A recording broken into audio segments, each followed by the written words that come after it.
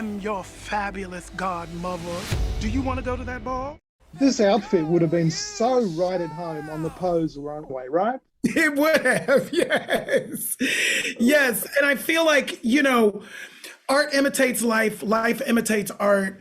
To have the inflection point of my career where things began to sort of exceed expectations, being Pose, living inside of the literal impossibility of something like Pose and a character like Pray Tell and all of the characters that inhabit that show being possible, changing the landscape and, becoming, the very thing that everybody said would be my liability, my queerness. It's magical to have been called for this role. In this particular adaptation, it's some change the world shit. So, in your own life, who was the loudest no voice? The loudest no voice early on in my life was the church. The Pentecostal church. I grew up in the Pentecostal church. And, queer and Pentecostal is like oil and water. They do not mix. When it was the heaviest for me was when I was in that your queerness is your liability space.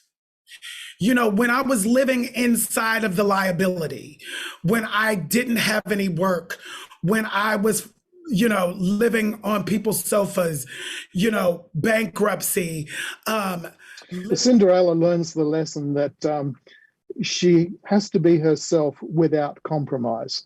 But that's not really all true, is it? You can't go through life, especially as an artist, without compromising. But where is that line that you won't cross? This is a really interesting question. Integrity, my integrity as an artist and as a human being will no longer ever be compromised.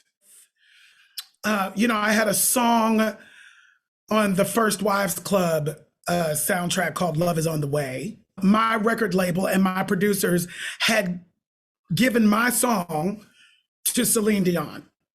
And that was the moment. I left that company that day. I walked in and I let them know that I did not move to New York to be a demo singer for Celine Dion. No shade. No shade. She's fabulous. No shade. But I didn't come here to be a demo singer for Celine Dion. So y'all can keep whatever this is. They're glass? Any way you can make them more comfortable? No. But you just did a whole thing. Even magic has its limits.